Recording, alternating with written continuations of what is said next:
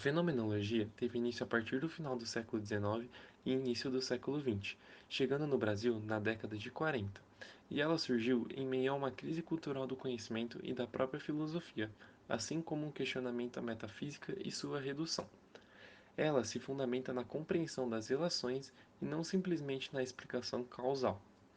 Um dos seus grandes autores desse pensamento é Edmund Husserl, que sofreu influência de Descartes e Platão e que se apresentou à fenomenologia fornecendo-lhe um novo significado, tendo seu enfoque nos estudos dos fenômenos e deixando de lado as relações casuais. A filosofia, a mais fundamental das ciências, deveria, segundo o autor, ficar livre de suposições. Para se pensar no mundo, antes se faria necessário adentrar no campo da consciência, e para compreender como suas ideias surgiram, é preciso, mesmo que de forma breve, adentrar o panorâmica científico no qual se desenvolveu a fenomenologia. É importante pensar que no momento histórico que o mundo estava vivendo era a época da Primeira e Segunda Guerra Mundial. Logo, isso influenciou bastante Husserl a desenvolver algo que fizesse a população que estava se sentindo deprimida e sem perspectiva de vida encontrasse motivos para continuar vivendo. Edmund Husserl, que foi um filósofo e matemático alemão fundador da escola de fenomenologia. O pensamento de Husserl influenciou profundamente todo o cenário intelectual do século XX e XXI, sendo sua principal contribuição para a filosofia a criação da fenomenologia, que foi um método ou uma forma de dispor o pensamento para examinar os fenômenos. Os fenômenos são o modo como as coisas se apresentam para a consciência. Para Husserl, a única forma de conhecer é construir perspectivas, que são diversas, para assim então produzir a intuição se essas perspectivas da consciência forem organizadas e retiradas de suas particularidades. Já outro autor muito importante para a fenomenologia foi Martin Heidegger, que foi um filósofo e professor alemão, na qual suas reflexões ajudaram a fundamentar o existencialismo e mudar a perspectiva filosófica. Além disso, foi o criador do conceito do ser aí ou Dasein, conceito esse que critica a filosofia clássica por ter abandonado e ter estudado de maneira errada o conceito do ser. Dessa forma, Heidegger sugere que o ser está sempre repleto de potencialidades, podendo se apropriar cada vez mais do seu poder ser. Por exemplo, poder ser mais comunicativo ou poder ser mais tranquilo. Alfred Schutz foi um filósofo e sociólogo australiano que se dedicou à fenomenologia, estudando como a realidade experienciada na atitude natural pelo adulto alerta age nele e sobre seus semelhantes. Além disso, focou seus estudos à metodologia das ciências sociais e às filosofias de Edmund Husserl, William James e outros. Jean-Paul Sartre foi um filósofo, escritor e crítico francês, e um grande representante do existencialismo que está ligado à fenomenologia. Ele acreditava que os intelectuais têm de desempenhar um papel ativo na sociedade. Sartre acreditava ser a liberdade o que movia o ser humano. Para ele, o ser humano é paradoxalmente condenado à liberdade, pois nós somos seres feitos de escolhas. Por mais que eventos externos afetem as nossas escolhas, nós continuamos escolhendo.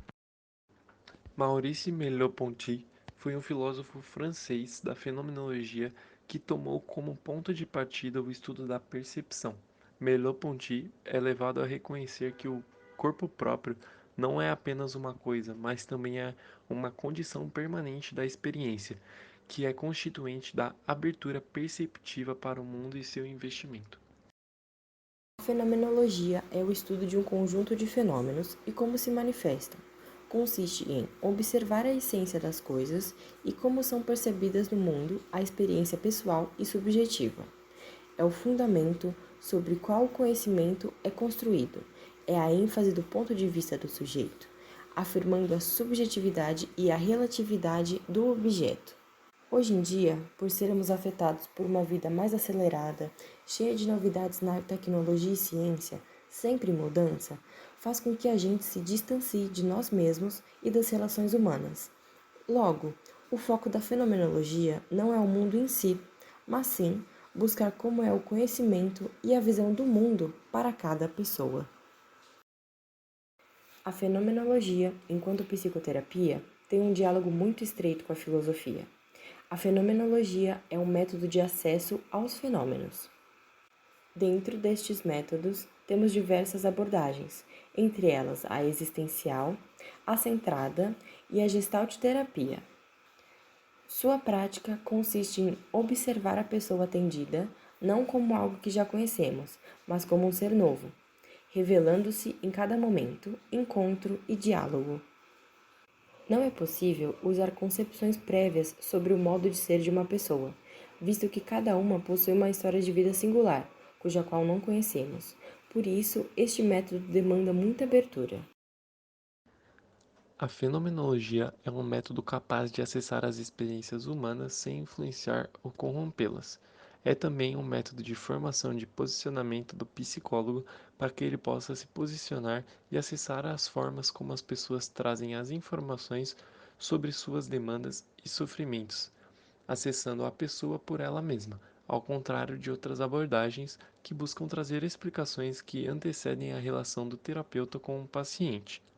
Além disso, a base da explicação desse método se inicia com a aplicação da EPOQ, que consiste em suspender seus julgamentos para eles não fazerem parte da terapia, buscando compreender completamente os processos e entender a pessoa por ela mesma. Existencialismo e fenomenologia são duas tendências de filosofia que se fundem e se confundem, e ambas pertencem à filosofia contemporânea.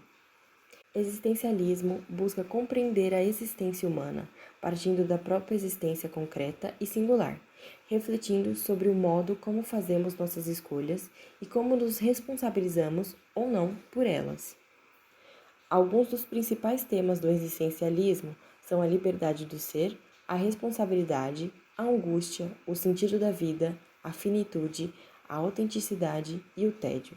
Segundo essas filosofias, a experiência humana no mundo não é tão objetiva quando se acredita nas ciências naturais, nem tão idealizada como o supõem as filosofias metafísicas.